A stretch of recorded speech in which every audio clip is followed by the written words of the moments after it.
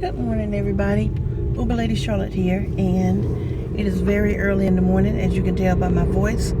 I sound like a sexy transvestite, but on my way to work. Well, I just heard on the radio that the third night of protest ended peacefully this morning at about 2 o'clock a.m. I don't know, because I don't have TV at my house. I can't, where I live, if I don't have an antenna box, I can't get TV. So I don't watch TV. I watch stuff on my phone, or I'll pull up an article and read it or something. Or my family will call and tell me what's going on. Actually, my sister was the one that told me about the protest at I think she called me. She texted me around 3 or 4 in the morning and told me don't come to Charlotte. But at any rate, so my money has not been very productive this week because of this thing. So, I was getting ready for work, and I was thinking to myself, you ain't been able to go drive Uber, not because of protesters, but because of the Purge. When I say the Purge, I'm talking about the people that's out there tearing up stuff without reason. To me, I don't understand how knocking out the windows of a Walmart and looting and stealing the TV is speaking up for justice when you're causing injustice. I don't understand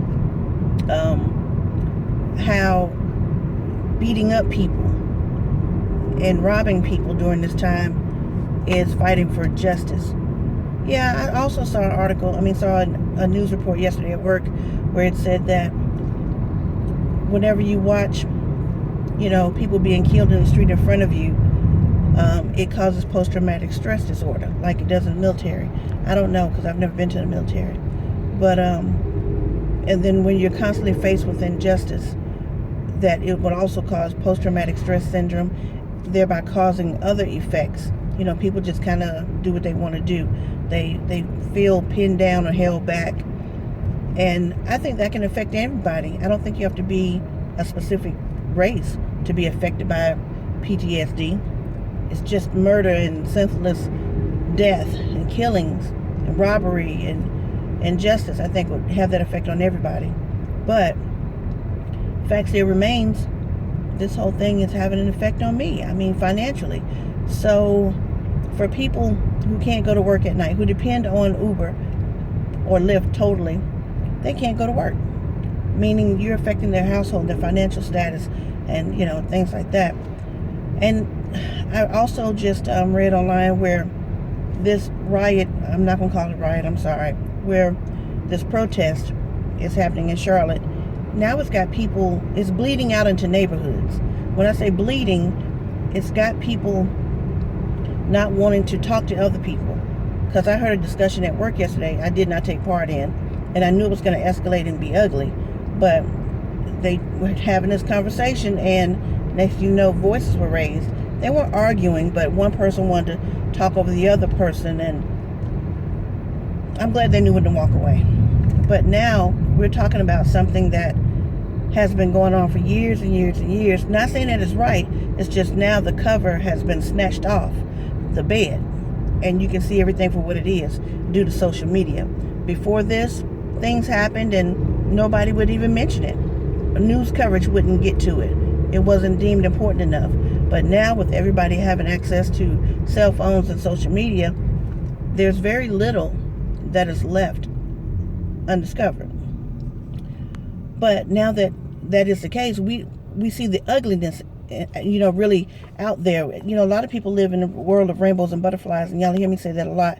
That's a saying that I use when I'm just happy and think the world is 100%, like a cartoon, rainbows and butterflies, and there's nothing wrong in my world that day. A long time, we believed that the world was rainbows and butterflies. But now we're seeing that this issue, it's not race. We always knew that was there. I deal with it almost every day.